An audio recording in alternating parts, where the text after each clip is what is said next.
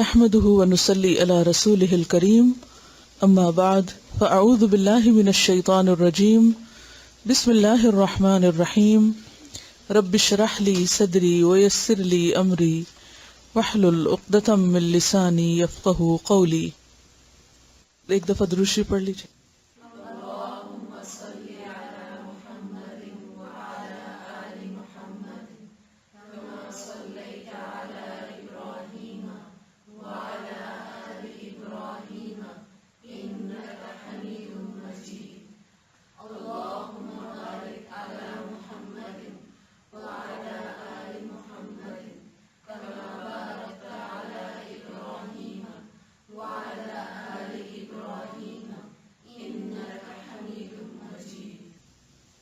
دعا مانگیے.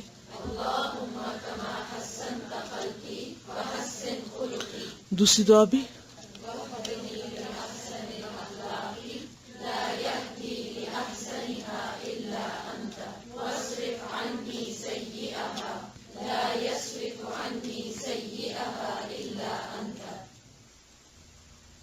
الغضب، غصہ، اینگر.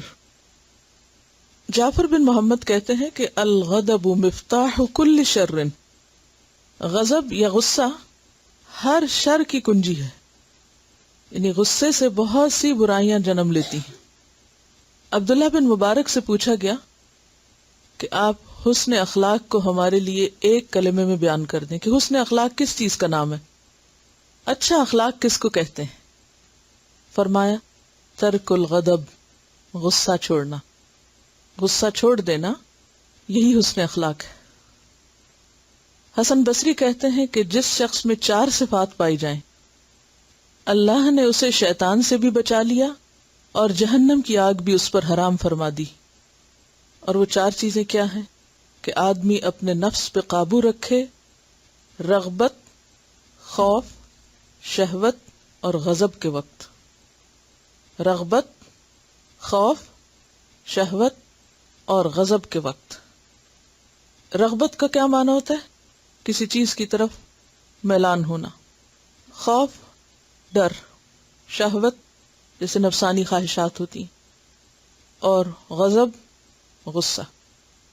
اگر ان 4 مقامات پر انسان اپنے آپ کو سنبھال لے، اعتدال میں رکھے، تو ایسا انسان شیطان کے شر سے، شیطان کے ہتھ کنڈوں سے اور جہنم کی آگ سے محفوظ ہو جاتا ہے. عربی زبان میں غضب یا غصے کے لیے مختلف الفاظ استعمال ہوتے ہیں اور اس کے درجے بھی مختلف ہوتے ہیں. پہلا درجہ ہے سخت کا، سین خا طا. سخط کا معنی ہوتا ہے خلاف مرضی کام کرنا، مرضی کے خلاف کام کرنا، اور سخت کہتے ہیں ناپسندیدگی.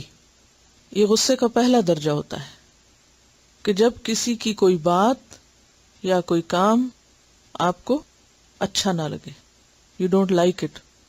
تو جو بات آپ کو اچھی نہیں لگتی تو اس پر آپ کے اندر کیا ری ایکشن ہوتا ہے؟ اریٹیشن ہوتی. ضروری نہیں کہ آپ ظاہر کریں یا نہ کریں، لیکن یو گیٹ اریٹیٹڈ. مثلاً آپ لکھ رہے ہیں اور کوئی کہیں شور آ رہا ہے کہیں سے، یا ساتھ والے نے کوئی آپ کو ایک کونی لگا دی یا زور سے کتاب پلٹ دی، تو کیا ہوتا ہے؟ You don't like it and then you get irritated. تو یہ جو کیفیت ہے یہ کیا ہے؟ سخت. اور بعض نے یہ بھی کہا ہے کہ بڑے کا چھوٹے کے عمل پہ ناراض ہونا یہ بھی سخت ہے. جیسے ماں باپ بچوں کی کسی بات پر ناپسندیدگی کا اظہار کریں تو یہ بھی اسی درجے میں آتا ہے. دوسرا درجہ ہوتا ہے غیظ، غین یا ضا. ایسی ناراضگی جو انسان کا دوران خون تیز کر دے. کہتے ہیں نا I'm boiling. تو جب آپ کا خون ابلنے لگے، خون تیز ہو جائے، تو یہ غیظ ہوتا ہے. یہ دوسرا درجہ ہے، اریٹیشن سے آگے. اس کا تعلق اپنی ذات سے بھی ہوتا ہے، یعنی بعض اوقات انسان اپنی ہی کسی عادت پر، اپنی ہی کسی بات پر غضبناک ہوتا ہے. اور اس میں ضروری نہیں ہوتا کہ انسان پھر کوئی آگے کاروائی کرے یا نہ کرے. یعنی جیسے پہلے درجے میں بھی ضروری نہیں کہ کوئی ری ایکشن ہو، دوسرے میں بھی یعنی غیظ میں بھی ضروری نہیں کہ کوئی ری ایکشن ہو. اس میں کیا ہوتا ہے کہ انسان اگنور بھی کر سکتا ہے، کنٹرول بھی کر لیتا ہے. لیکن اس کے بعد اگلا درجہ ہے غضب کا، جس میں انسان ریاکشن ظاہر کرتا ہے. اور یہ غصے کے لیے عام لفظ بھی ہے، کیونکہ بہت کم ایسا ہوتا ہے کہ کسی کو غصہ آئے اور پھر وہ ریاکشن ظاہر نہ کرے. تو انتقام پہ اتر آنے کے لیے لفظ غضب آتا ہے، یعنی غضبناک ہو کر انتقام پہ اترنا. اس کے بعد حرد کا لفظ بھی آتا ہے، ہا را دال، ہا را اور دال، حرد، ناراض ہونا، منع کرنا. غصے کی وجہ سے انتقامی کارروائی کی کیفیت، لیکن یہ غصے کے بعد کی کیفیت کا نام ہے ایک طرح سے، یعنی غصے کے بعد جو کچھ انسان کرتا ہے اس کے لیے حرد کا لفظ آتا ہے. حرد غصہ نہیں ہوتا، یعنی غصے کا جو آؤٹ کم ہے یا اس کے بعد، یعنی آفٹر اینگر جو کچھ انسان ریاکشن ظاہر کرتا ہے اس پر. قرآن مجید میں یہ لفظ آیا ہے، وَغَدَوْا عَلَى حَرْدٍ قَادِرِينَ. تو غصہ کیا ہے؟ دراصل انسان کے اندر ایک ایسا ایموشن نیگیٹولی جس کا اظہار یا منفی اظہار انسان کے لیے مشکلات کا باعث بنتا ہے. یعنی پہلی بات تو یہ ہے کہ غصہ ہر ایک کرتا ہے، ہر ایک کے اندر ہے. دس از ویری نیچرل. کوئی شخص ایسا نہیں کہ وہ غضبناک نہ ہو یا غصہ نہ کرے. اور اللہ سبحانہ وتعالی نے ہر بندے کے اندر اس کے دفاع کے لیے اپنی عزت، آبرو، اپنے دین، ایمان، اپنے خاندان، اپنے مال، اس کے دفاع کے لیے ایک ایسی چیز رکھ دی ہے کہ جب بھی ان میں سے کسی ایک چیز کو کوئی نقصان ہونے لگتا ہے تو انسان فوری طور پر غصے میں آتا ہے.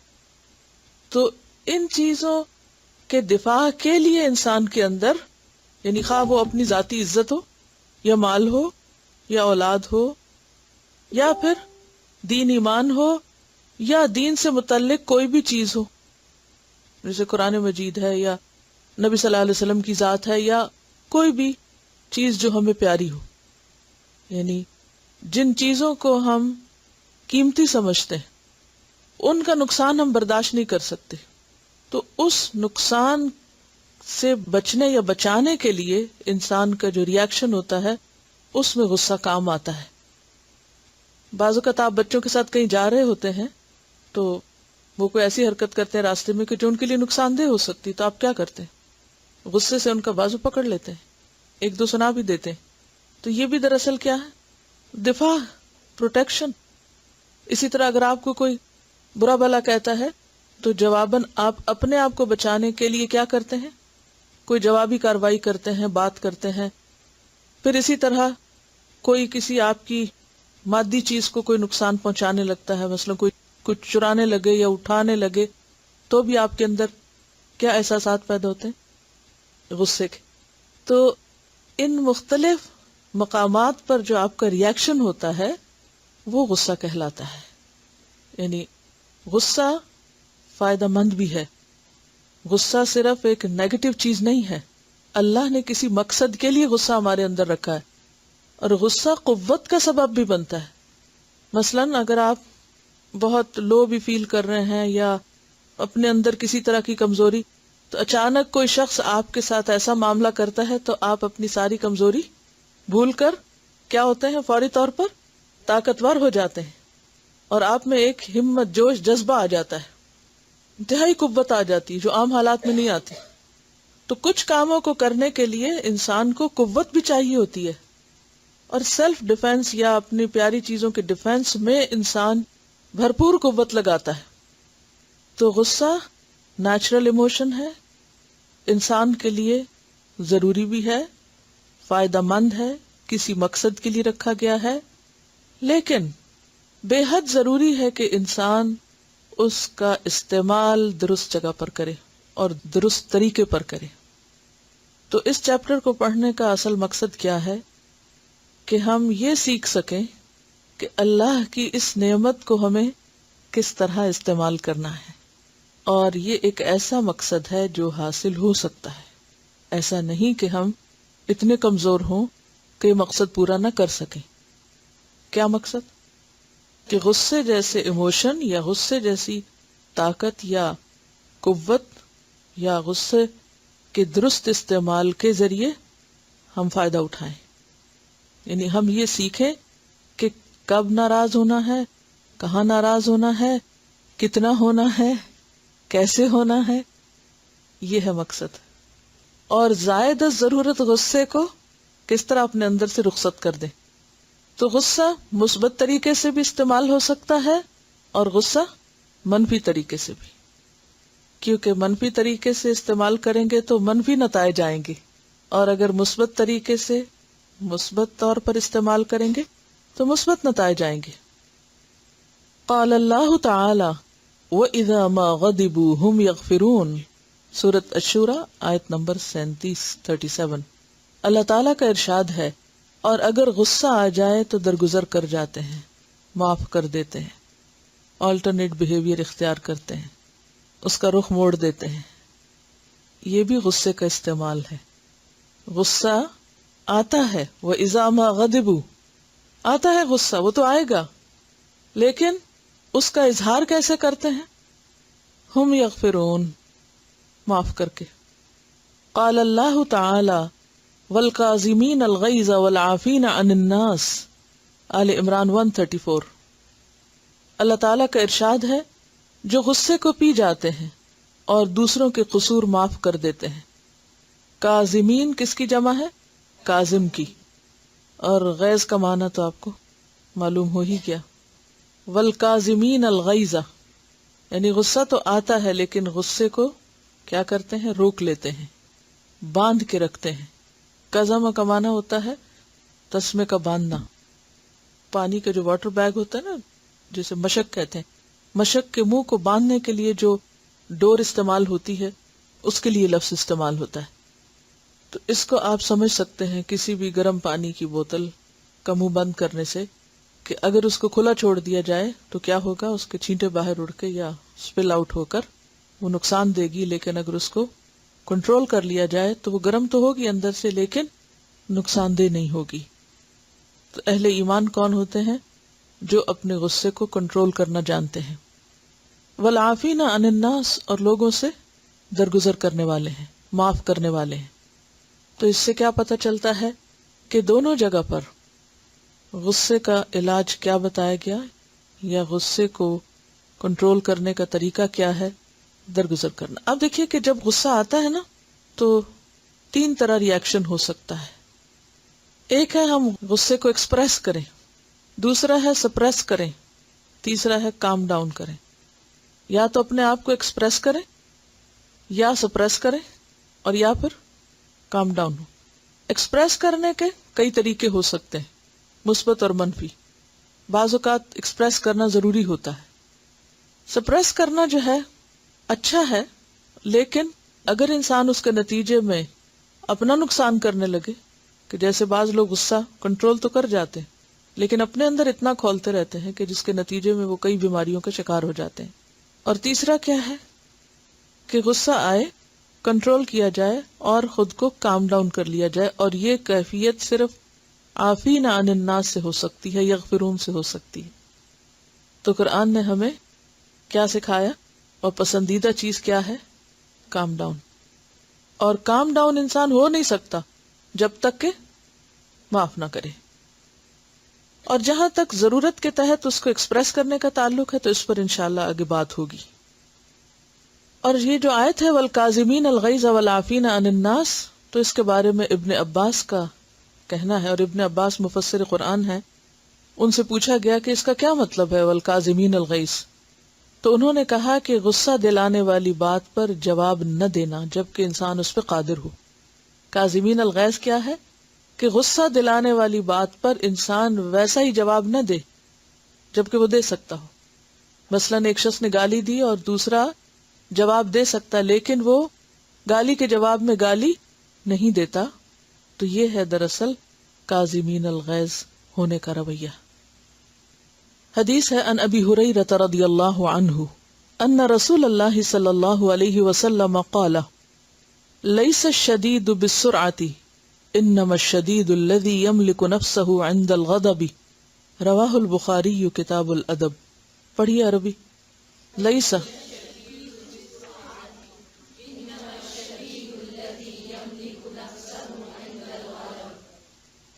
لیس الشدید، نہیں ہے بہادر. شدید کا لفظ جس کی جمع شداد ہے آپ قرآن مجید میں پڑھ چکے ہیں. کہاں پڑھا تھا؟ جہنم کے فرشتوں کے بارے میں پڑھا تھا کہ علیہا ملائکۃ غلاظ شداد، وہ شدید کی جمع ہے. شدید کے کئی ایک معنی ہوتے ہیں. شدید کا معنی ہوتا ہے بہادر، بلند، قوی، مضبوط. اور شیر کے لیے بھی یہ لفظ آتا ہے، شیر، لائن. لیس الشدید، نہیں ہے بہادر، کیونکہ شیر بہادری کی علامت ہے نا.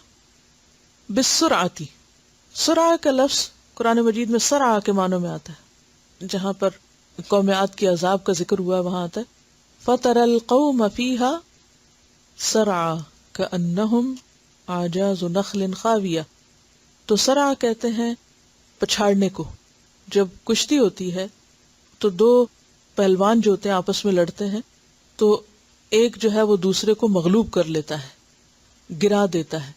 تو جس کو پچھاڑا جائے اس کو سرعہ کہتے ہیں. سرعہ کون ہوتا ہے؟ جس کو لوگ پچھاڑ دیں، یعنی گرا دیں، مغلوب کر دیں. لیس الشدید، نہیں ہے بہادر، بالسرعتی، بوجہ پچھاڑے جانے کے، یعنی اس کے مقابلے میں، بمقابلے کے لیے آ رہا ہے. یعنی بہادر وہ نہیں جو پچھڑے ہوئے شخص کے مقابلے میں کامیاب ہو، یہ معنی بنتا ہے.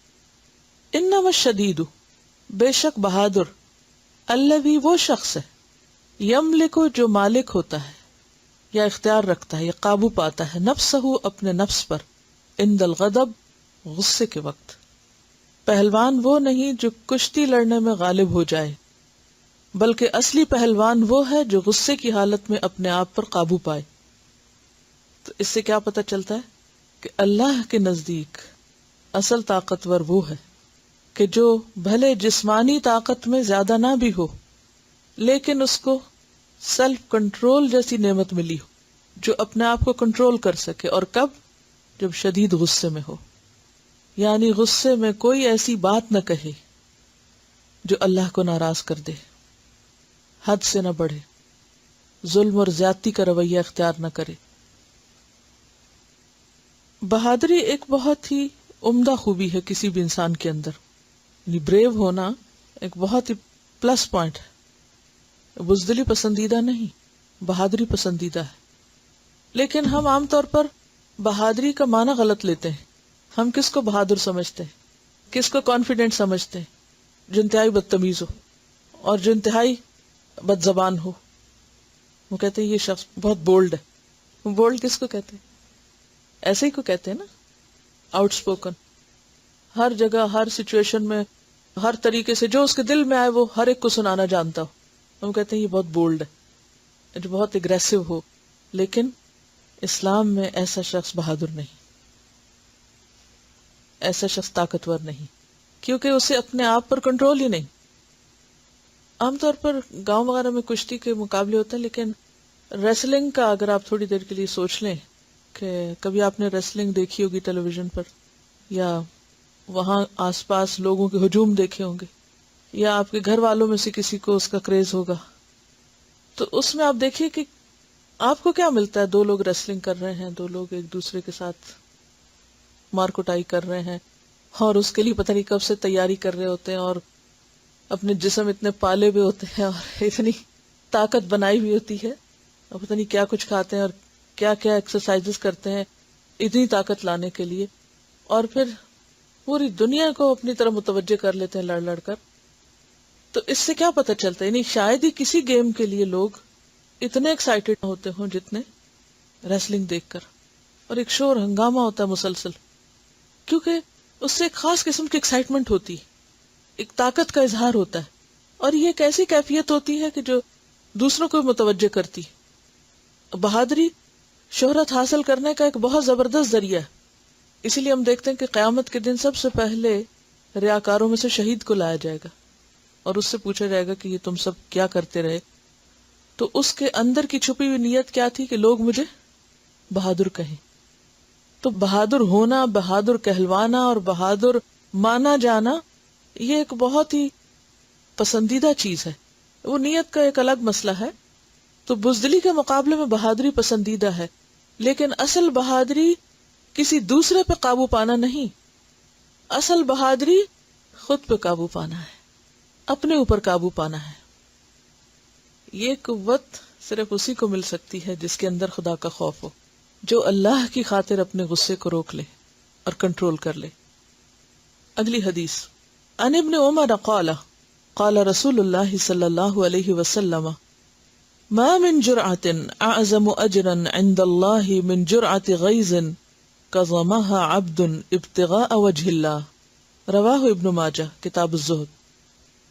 عن ابن عمر، ابن عمر رضی اللہ عنہ سے روایت ہے، قال کہتے ہیں، قال رسول اللہ صلی اللہ علیہ وسلم کہ رسول اللہ صلی اللہ علیہ وسلم نے فرمایا، ما من نہیں کوئی، جرعتن کوئی گھونٹ، اعظم زیادہ عظیم زیادہ بڑا، اجرن اجر میں، عند اللہ اللہ کے نزدیک اللہ کے ہاں، من جرعت غیظ غصے کے گھونٹ سے، قزمہا پی جاتا ہے اس کو، عبدن ایک بندہ، ابتغاء چاہنے کے لیے، وجہ اللہ اللہ کی رضا۔ ما من جرعت اعظم اجرا عند اللہ من جرعت غیظ قزمہا عبد ابتغاء وجہ اللہ۔ سیدنا ابن عمر رضی اللہ عنہما سے روایت ہے کہ رسول اللہ صلی اللہ علیہ وسلم نے فرمایا، کسی بندے نے اللہ تعالی کے نزدیک غصے کے گھونٹ سے بڑھ کر کوئی گھونٹ نہیں پیا جس کو وہ اللہ تعالیٰ کی رضامندی حاصل کرنے کے لیے پی جاتا ہے۔ اب دیکھیے کہ ہم بہت سی چیزیں کھاتے بھی ہیں اور پیتے بھی ہیں، مقصد کیا ہوتا ہے؟ کبھی کچھ ہم اپنی مرضی سے کھاتے پیتے ہیں، کبھی ہم کسی کی فرمائش پہ کچھ کھا لیتے ہیں، نہیں بھی دل چاہ رہا ہوتا تو کسی کی خوشی کے لیے کھا لیتے ہیں یا پی لیتے ہیں، کبھی ہم کسی بیماری کے علاج کے لیے کوئی کڑوی دوا بھی پی لیتے ہیں۔ یہ سب چیزیں وقتی فائدے کی ہیں، کسی میں نفس کی خوشی، اپنے دل کی خوشی، کسی میں دوسرے کی خوشی، کسی میں صحت کی ضرورت یا صحت کی طلب، لیکن ایک گھونٹ انسان اللہ کی خاطر پیتا ہے جس کے پینے میں اللہ کی رضا حاصل ہوتی ہے، اور وہ گھونٹ غصے کا گھونٹ ہے۔ اور آپ نے دیکھا ہوگا کہ غصے کے وقت خاص طور پر جو جذبات کنٹرول کیے جاتے ہیں بالکل اس سے مشابہ ہوتے ہیں جیسے کوئی انسان چیز نگل رہا ہو، ایک نگلنے کی کیفیت محسوس ہوتی۔ اسی لیے آپ دیکھیے کہ یہ جو غصہ کا لفظ ہے، اس کا لفظی معنی ہوتا ہے گلے میں اٹکنا کسی چیز کا۔ وَطَعَامًا ذَا غُصَّةٍ سورۃ المزمل میں آتا ہے، حلق میں پھنسنے والا کھانا جہنمیوں کے لیے جو ہوگا، اندر نہیں نگل سکیں گے، اس کو تکلیف دہ ہوگا اس کا نگلنا۔ تو غصے میں انسان کا دل کیا چاہتا ہے کہ جو اس کے دل میں ہے اسے کیا کرے؟ باہر نکال دے، یعنی ایکسپریس کرے، اور کسی بھی طرح اس کو بس بتا دے دوسرے کو۔ اب بعض اوقات انسان کا ایسی باتیں کرنا اس کے لیے زیادہ نقصان کا سبب بن جاتا ہے۔ پہلے اگر کم نقصان تھا تو غصے کے اظہار کے بعد زیادہ نقصان ہو جائے گا۔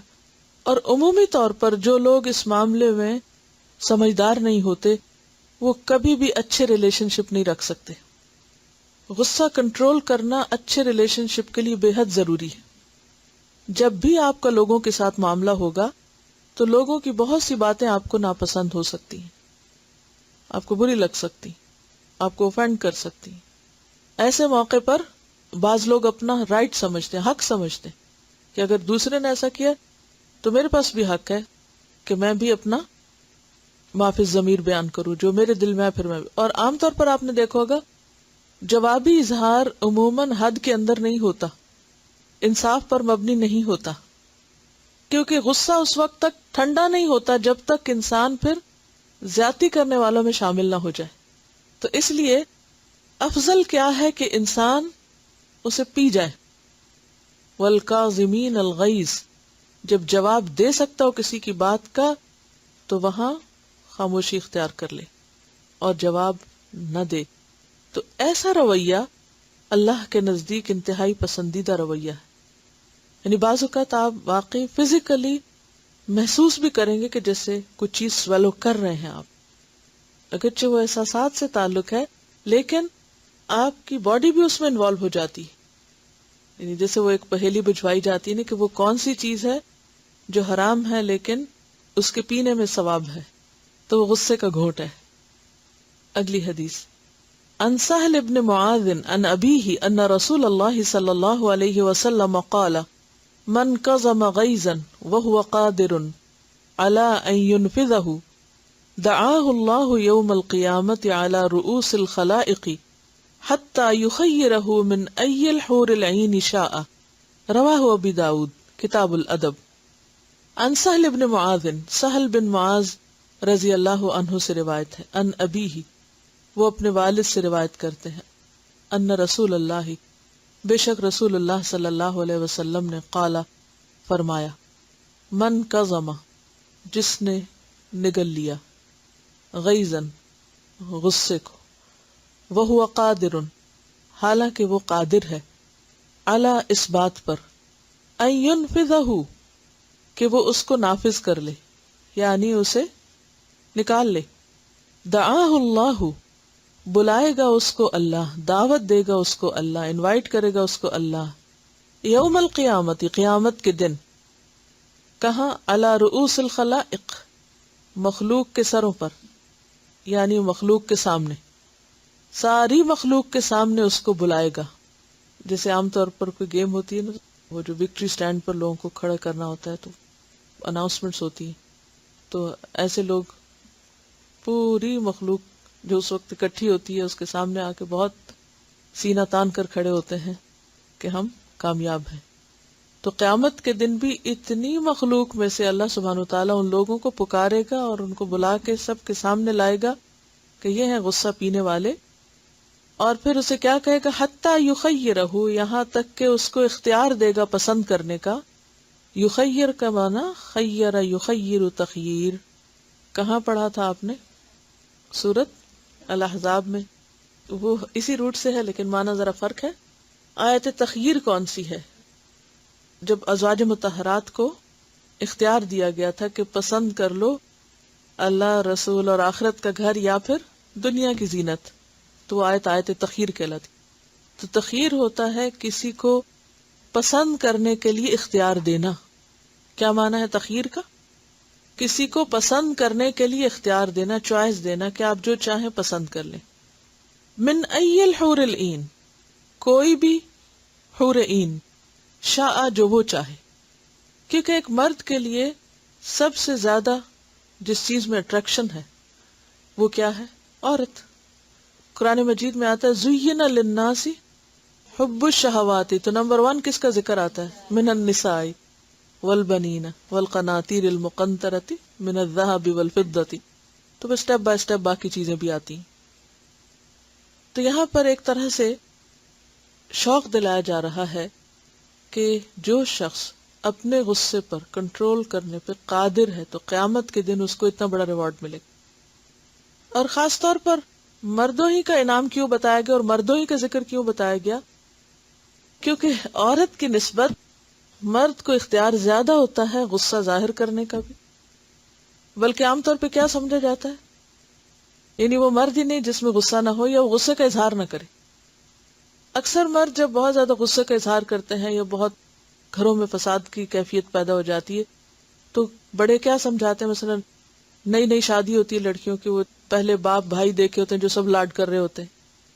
اس کے بعد جب شوہر سے واسطہ پڑتا ہے تو اب ظاہر ہے کہ وہ بھی ابھی لاوبالا نوجوان ہے، تو عموماً کیا ہوتا ہے چھوٹی چھوٹی بات پر غصہ کر جاتا ہے. تو پھر مائیں کیا کہتی؟ صبر کرو، لڑکے ایسے ہی ہوتے ہیں، لڑکے ایسے ہی ہوتے ہیں. ایک حقیقت ہے یہ.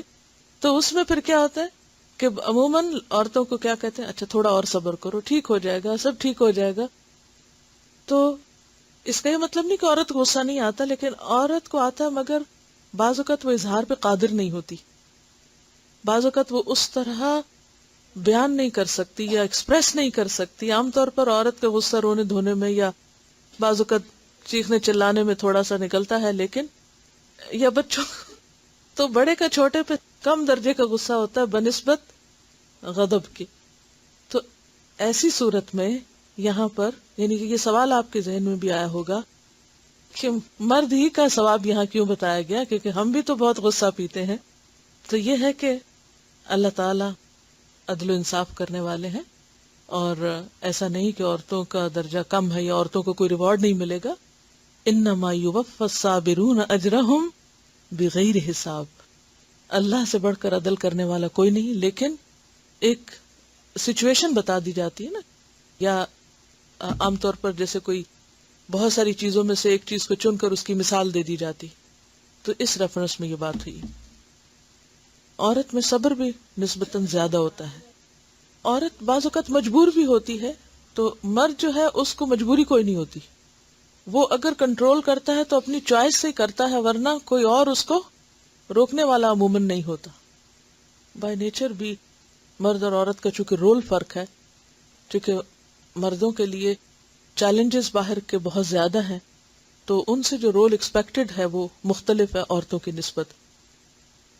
یہ کہتی ہیں کہ ایک بچی جو خود خاموش طبع تھی، شوہر بہت غصہ کرتا تھا، تو انہوں نے اس کو بتایا کہ تم لا حول ولا قوت الا باللہ پڑھو، اور جب بھی وہ غصہ کرے تو انہوں نے کیا اور اس کا فائدہ ہوا، کیونکہ غصہ شیطان کی طرف سے ہوتا ہے.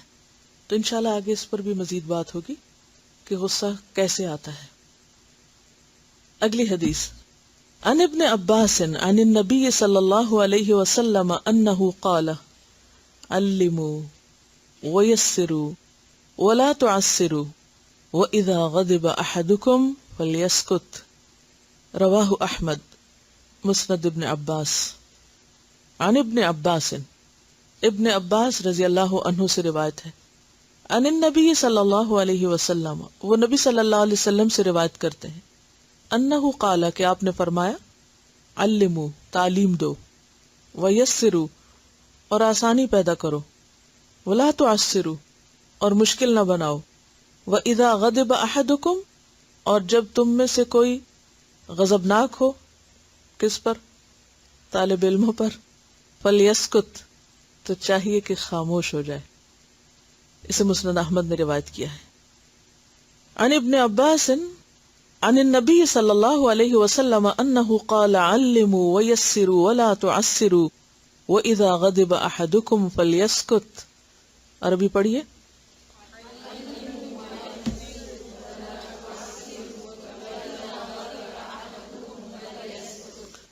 سیدنا ابن عباس رضی اللہ عنہما سے روایت ہے کہ نبی کریم صلی اللہ علیہ وسلم نے فرمایا، سکھاؤ اور آسانی کرو اور مشکل مت کرو، اور جب تم میں سے کسی کو غصہ آ جائے تو اسے چاہیے کہ خاموش رہے. ایک اور روایت بھی اس سے ملتی جلتی ہے، ابو موسیٰ اشعری کی، وہ بھی متفق علیہ روایت ہے جو بخاری اور مسلم میں آتی ہے کہ کان رسول اللہ صلی اللہ علیہ وسلم اذا بعث احدا من اصحابہ فی بعد امرہ، کہ نبی صلی اللہ علیہ وسلم جب اپنے ساتھیوں کو کسی کام کے لیے بھیجا کرتے تھے، قالا، تو کیا فرماتے، بشروا، خوشخبری دیا کرو، ولا تنفروا، اور نفرت نہ دلاؤ، لوگوں کو بھگاؤ مت، ویسروا، اور آسانی پیدا کرو، ولا تعسروا، اور مشکل پیدا نہ کرو. تو یہاں تعلیم دینے کا طریقہ بتایا گیا ہے کہ جو بھی چیز سکھائی جائے وہ مشکل سے مشکل بھی ہو تو اس کو کس طرح بتایا جائے، آسان کر کے. بعض معلمین کی عادت ہوتی ہے کہ آسان چیزوں کو بھی مشکل کر دیتے ہیں. کیوں؟ کیونکہ ان کا اپنا لیول بڑا ہوتا ہے، زیادہ ہوتا ہے، تو پھر وہ اپنے لیول کے مطابق بات کرتے ہیں اور اس بات کا خیال نہیں رکھتے کہ جو سیکھنے والے ہیں ان کا لیول کیا ہے. تو یہاں پر حکمت بتائی جا رہی ہے کہ یسروا، اس کو آسان بنا کے پیش کرو، کیونکہ اس کے بغیر تو پھر سیکھنے والا سیکھ نہیں سکے گا. ولا تعسروا، اور مشکل نہ کرو، یعنی ایسی زبان نہیں بولنی چاہیے استاد کو کہ جو آدھی باتیں کسی کو سمجھ ہی نہ آئے. بعض لوگ ہوتے ہیں بہت فلاوری لینگویج بولتے ہیں، محاورے یا ایسے ضرب المثل بہت، تو بعض اوقات تو دوسروں کو سمجھ نہیں آتے، یا یہ ہے کہ لینگویج کا کوئی اور بیریئر یا وجہ ہو سکتی ہے. تو اس صورت میں کیا ہے کہ آسانی کرو، مشکل نہ کرو.